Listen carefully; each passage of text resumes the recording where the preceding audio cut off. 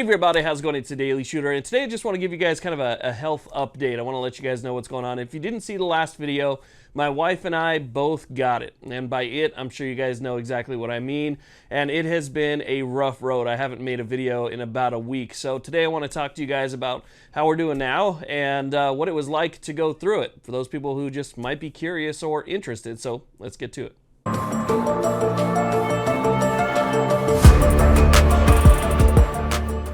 Now, before we get started, I just want to say a heartfelt thank you to everybody who left a nice comment, everybody who reached out via email or other means to give well wishes. Trust me, I appreciate that a lot. My wife and I both appreciated it. There was a time there where it was actually pretty scary. We were going downhill really fast, and we were actually writing family members to say, hey, if things go downhill anymore, you know, you're going to have to come down and get the kids. It was getting a little bit scary there for a minute. And so, you know, when I'd see those emails or messages pop up, it, you know, definitely helped. You know, it helped mentally, because mentally you kind of get stuck inside your head when you're that bad. And so those types of things did help a lot. So I want to say thank you to all of you again who reached out. Okay, so what was it like for me? Well, I can tell you this, as of right now, it's just fatigue. That's pretty much all I have left. I just feel fatigued. I get winded going up and down the stairs, and, you know, that's pretty much it. It's not really that bad anymore. I just feel tired. Other than that, I feel pretty good. Like, I'll be able to start making videos. I got some stuff that I already pre-recorded, some B-roll for, that I'll be able to make a video on tomorrow that I'm pretty excited for, so I can get back to work, and I'm looking forward to that. But really, it's just fatigue. Now, what's interesting about this is, this is one of those things where you could talk to 1,000 different people, and you can get 1,000 different stories about how they went through it, or what they experienced, or how bad it was. Some people might be really bad. Some people, you know, just don't even really experience anything at all. For me, the first 72 hours were absolutely terrible. What was crazy was, when it first started, I mean, I felt fine that morning. Perfectly fine. I had no issues whatsoever. My wife was kind of complaining of an itchy throat. And then an hour later, I was completely in the dumps. So I went from a 0 to a 10 pretty much within that hour. It just was immediate and instantly downhill. And that's, you know, when we decided that we were going to do the test, because it just hit us both so hard, and we were just, you know, in pace with each other after that.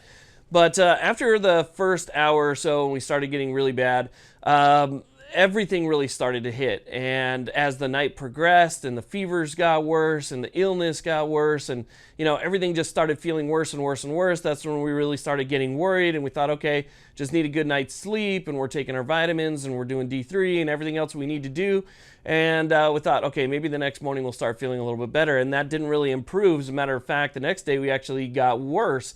And then on day 3, we were getting a little bit better, but it was still pretty bad. It wasn't until day 4 that I really started to see improvement. But what's weird is how the symptoms sort of changed. So I went from extremely ill, basically like, imagine like the worst flu you've ever had. That's pretty much what I would compare it to. It's just an extremely bad feeling flu. And then after that, the weird symptoms started kicking in, like skin. My skin, everything on my skin hurt on day 4. Just wearing a t-shirt, it felt like I was wearing a t-shirt that was made of push pins. Everything that touched your skin just hurt. You know, you would lay down, it would hurt, your skin would hurt, and you'd lay on your side and your arms would hurt.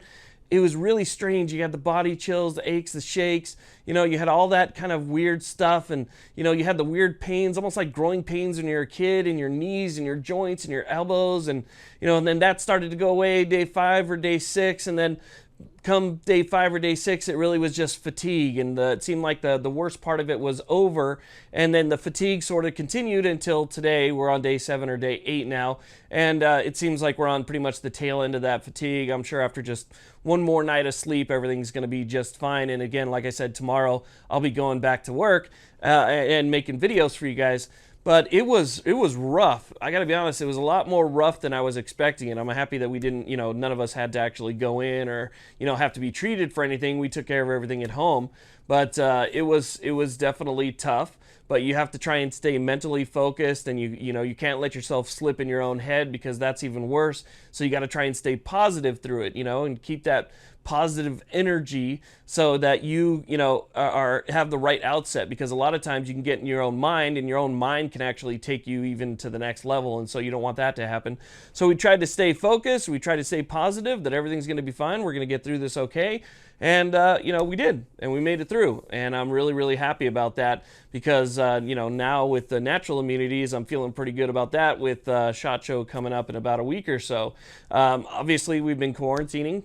That's one of the things that's been kind of difficult, is because you get cabin fever, and we have 3 kids, and the 3 kids can't go play with their friends, and so they have cabin fever. But it's just not safe to let them go play with their friends and have them bring it back, so they have to stay in the house with us, and that's been tough on the entire family. But everything's negative now, and so it's just a matter of a waiting game, and we'll wait a little bit until everything's good, and we'll take it from there. But whew, that was fun. I got to be honest. That was fun. I mean, I'm surprised I made it as far as I did without getting it, to be honest with you, especially here in Vegas. We're down on the Strip every now and then. We go to restaurants, different places, and there's always people that are coming in from all over, and there's always tourists, and there's a wide variety of people from around the world here, and so we're exposed to different people all the time. And it took until 2022 before we actually got anything, but we did, and it's over, and we made it through, and that's that. And time to move on. Thank God that everything worked out okay, but we are moving on, and we're happy, and you take whatever curveballs life throw at you, and you keep pressing forward. That's all you can do. So anyway, I just wanted to make this quick health update. Everything's looking good, feeling a lot better. Again, my wife is feeling a lot better. I know a lot of people, asked how she was doing as well. Kids never even had a symptom. Not one. The kids never had a symptom, never had an issue, nothing whatsoever. So the kids have been stellar, flying through it, no problem. So anyway, that's a quick health update. Be back at work soon. Thank you all very much for supporting me. I really do appreciate it. Thank you all for staying subscribed during this time too. I really appreciate that. And we'll be back at it. Have a great one.